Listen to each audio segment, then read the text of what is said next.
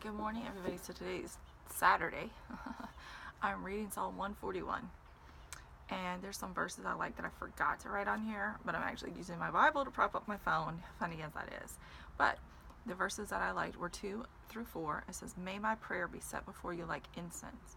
May the lifting up of my hands be like the evening sacrifice." What? That is so interesting, because we don't sacrifice animals anymore, because Jesus was the ultimate sacrifice. But the lifting of our hands, he's saying, let the lifting of my hands be like the evening sacrifice. What? Set a guard over my mouth, O Lord. Keep watch over the door of my lips. I love that. Let not my heart be drawn to what is evil, to take part in wicked deeds with men who are evildoers. Let me not eat of their delicacies. What? That is going to be my scripture. I'm going to memorize that scripture, because if you're honest, certain sins, well, sin in general, obviously we wouldn't do it, makes us feel good, feeds the flesh in us, so it's stuff that we want to do. And it's just saying, help my heart not to be drawn to evil. So the questions today are, and I'm just going to read a question. I've changed it. Read a question and then do the answer, and then read the next question, blah, blah, blah. So from whom can you accept constructive criticism gracefully? Why that person? Okay, so for me, that's a hard thing, because I'm a perfectionist. I'm still somewhat of one, and that's hard for me to accept criticism, because I'm always given 100 or more. I don't think you can get more than 100, because you're only one person, but I'm always trying to give my all, so it's hard for me if someone criticizes me. However, I'm in Toastmasters at work, which is not really a class, but I don't know what else to call it, but it's to help you speak better and to help you to become a better leader. And there's a guy that I work with, and he doesn't work there anymore. He was he was a lawyer, is a lawyer, whatever, and now he went on to be a judge. And he is one of the most awesome, sweetest guys that I have ever met in my life. And he was going to evaluate my speech. And usually,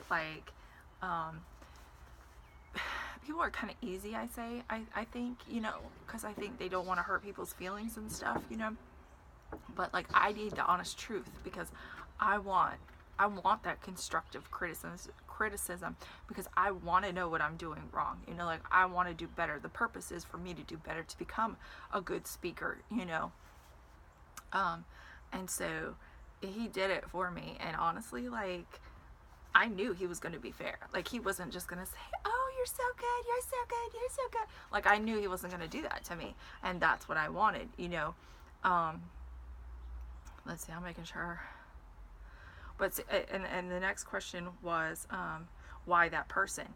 And it's because I know that he's a good person. He's a sweet guy. I know he's very smart, obviously, if he was a lawyer and he's a judge now. And his family is just good stock. One of his brothers is a politician. And just I know they're very smart people. Okay, so, but I know that, so 1, he was smart. 2, he's a really sweet guy. But 3, I know that he had my best interest at heart. He knows I'm serious about this, and I want to do better. So I know that he wasn't gonna try and tear me down to be mean or anything like that, but he was gonna use the things that I did wrong to help correct me to be able to do better. So next question: what temptations are hard for you to overcome? What? Seriously, I'm not telling anybody. There's certain things, it's just between me and God. But the one thing that I will share with, that I am having a horrible time with right now, excuse me, and I'm just being straight up honest, is I like to look good. So buying clothes, I don't have the money. Well, I shouldn't say obviously, I don't have the money. And so I have been known to put things on credit, which is not a good idea. But I like to look at clothes. I know y'all might think this is stupid, but seriously, it is. It's not a good thing to do. But I like to look at clothes, and then I'm like, ooh, that looks good. Ooh, okay, I got a credit card. Let me put it on credit. I can pay it off. I can, and you end up just charging, and it's oh, you can't pay it off. Why would you do this?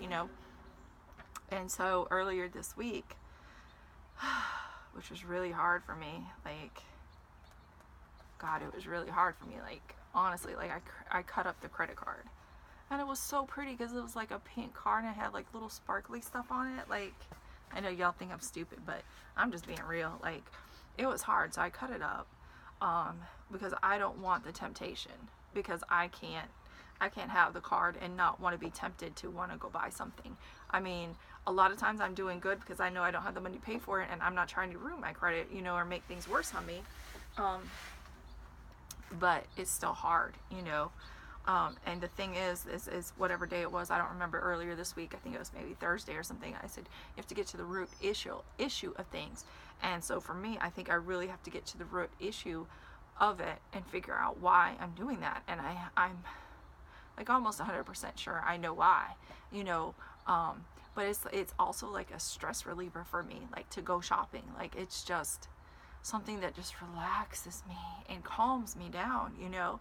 So I like to do that, and it's not a good thing, because you know what, you can use that charge card all you want to, but you have to back it up and be able to pay for it. So that's one that I still need a lot of work on, I think. Yeah, and I know the reason why. Like, I'm not going to share it, but I know the reason why. I think, well, I'll share a little bit. I think a lot because I was so poor as a kid, you know, and the way I looked definitely played a part in a lot of things, you know, especially in junior high, of kids teasing me, you know. And especially there was this one girl, and she teased me so much, and I did a lot of things that were wrong, and I guess could have hurt other people's feelings because of the way she was treating me, you know.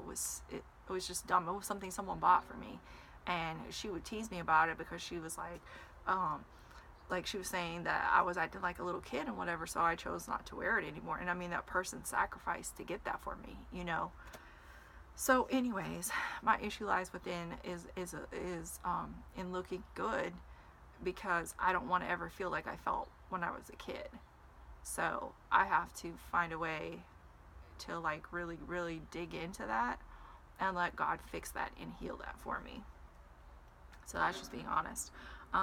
Who else can keep you, who else can I did not write this down right. Who else can help you keep your heart from being drawn to evil? I did write it right. I can't read today. And besides God, I said my adopted mom. She is the most awesome lady in the world. Like, I love her to death. And if I think about her too much, I'll cry, because, you know, God told me to move from my church that I was at. And right now I think I'm having a hard time with it a little bit, because I'm like, I miss my pastor and his wife, and I miss my adopted mom the most of everybody there. And, you know, and a friend of mine, like, I miss them because I don't get to see them now, you know. I mean, I can still talk to them and stuff, but I don't get to see them, and just like right now, like, I'm really missing them for some reason. And I think that's because I seen my first lady, whatever, she's still my first lady, at the store, I don't know, a while ago. And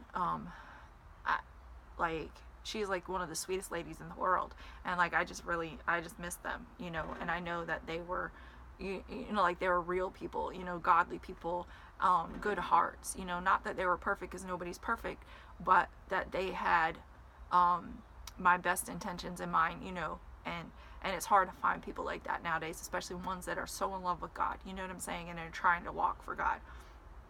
So they definitely, and then my son, God uses my son, one of my sons, a lot to speak to me and tell me things, and it's amazing, I think, how the bad things that I have, or the bad things that his father has, that he has not carried on, and I'm so proud of him for that.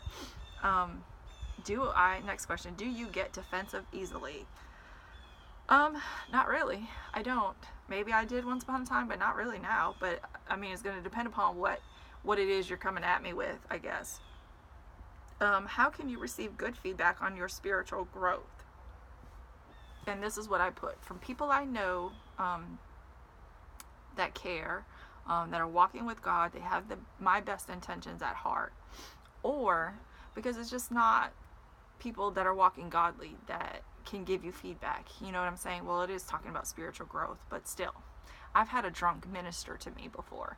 I mean, the person was totally drunk and they ministered to me, you know, or whatever they were. I don't know, drunk or high, whatever. But God totally used them to minister to me, and I'm sure that's not the only case. So I just have to know that God is totally speaking through that person, whoever it is, or whatever that situation is. So that's it for today. I think a lot of it was talking about a lot of how we take criticism, how we can take criticism, and how we can stay away from evil and our temptations too. So a lot of it all like rolls together. But I hope everybody has a fabulous Saturday. I might do my other videos that I didn't do earlier this week. I'm not sure yet. But you guys have a fabulous, fabulous weekend. Make sure you spend time with God. Make sure you find a good church to go to. And that's just pouring out with God's spirits. Have a great day. Bye-bye.